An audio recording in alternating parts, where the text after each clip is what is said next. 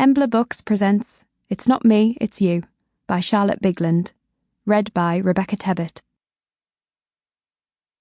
Prologue. Saturday the 5th of November.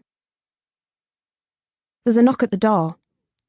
With a cold clogging up my sinuses and making my nose run, I open up to a foggy London afternoon with a drizzle of rain in the air. 2 police officers stand opposite me. One is pretty, curvy, female.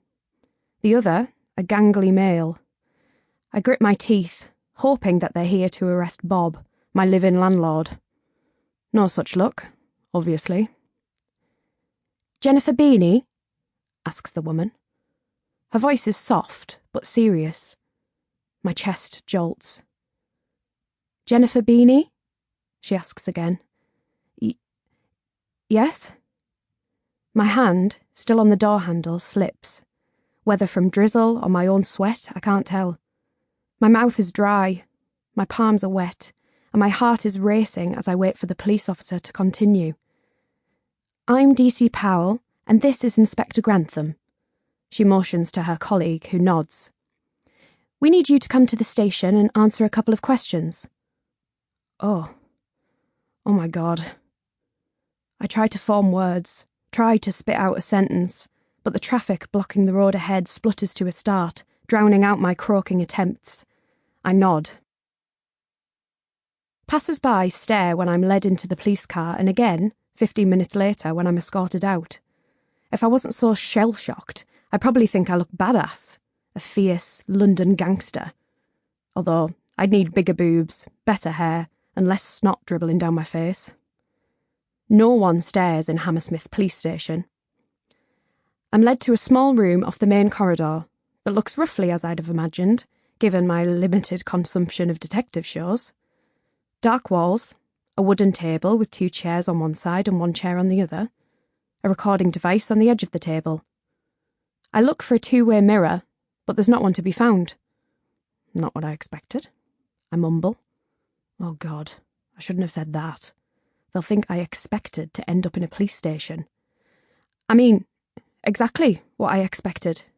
No, nothing like... because I've never expected anything. I trail off, cheeks burning. DC Powell's brows furrow in either amusement or concern. She pushes a braid behind her ear and sits down. "Okay, take a seat, Jennifer," she says, as the officers settle into their own. They place folders, notepads, and pens on the table. DC Powell presses a button on the recorder and states today's date and everyone's names. It all feels rather like a film, and I have to remind myself this is very much real life. "Jennifer, it's your legal right not to answer the questions we ask, but not answering may be held against you in a court of law," says Inspector Grantham as he rifles through his notepad. It's the first time I've heard him speak. His voice is deep, a little posh. His Adam's apple moves up and down his long neck as he speaks, and whenever he coughs or swallows. He has the most pathetic moustache I've ever seen. Fine and thin, like the first attempt of a 15-year-old boy. "Oh, okay," I say, the word "court" clattering around my skull, launching from one swollen sinus to another.